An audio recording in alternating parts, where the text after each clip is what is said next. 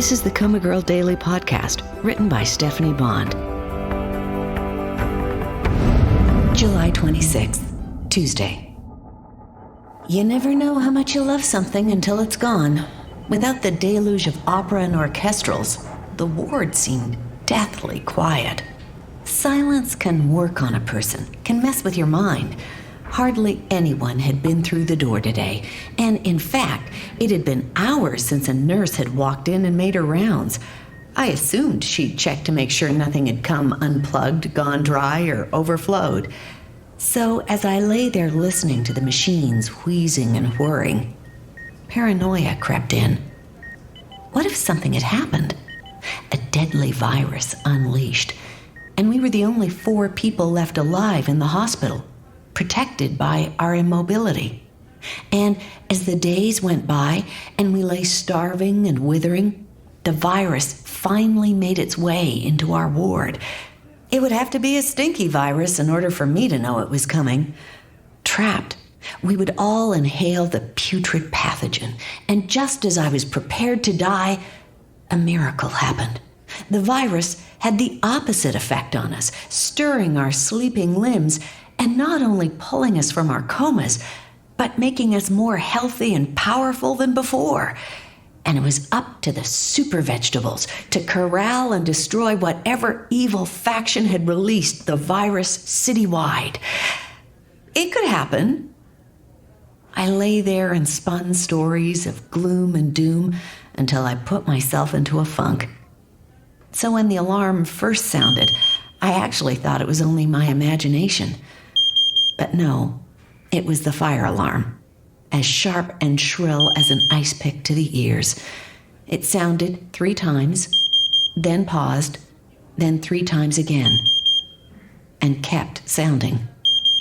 So now I was sure a terrorist incident had occurred in the hospital, and a hostage had broken loose to pull the fire alarm and summon help. Actually, I was pretty sure the hospital was on fire.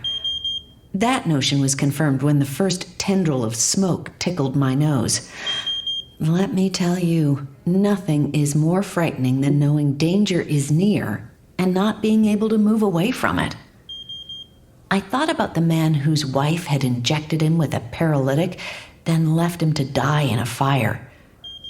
This was how he felt, unable even to flop out of bed and lie on the floor hoping the smoke would rise. We would be tomorrow's headline.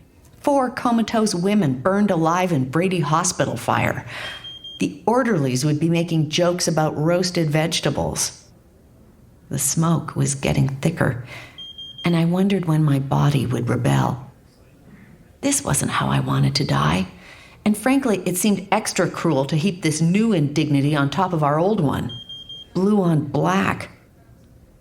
So, this was it then. I was going to die alone. The door burst open and people rushed in. Firefighters, I assumed, from the sound of the heavy gear. From the noises around me, I had the sensation of my bed being pushed out of the smoke and into a clearer area. We were on an elevator, then some sort of underground space, a parking garage. It made sense if they were going to put us in ambulances and take us to another facility. But they didn't. By and by, the commotion died down, and we were returned to the ward, accompanied by giant fans to blow away the lingering scent of smoke. In the end, the source of the smoke wasn't a terrorist attack or biological espionage, just a plain old unattended microwave fire in the nurses' lounge, compounded by a fire extinguisher that didn't work. But I have to get out of here. There are too many things in a hospital that can kill you.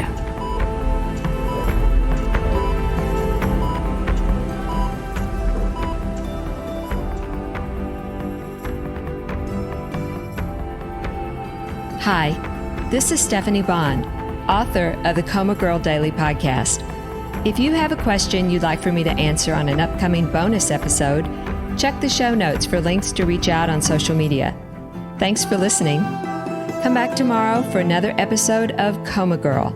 And please tell a friend.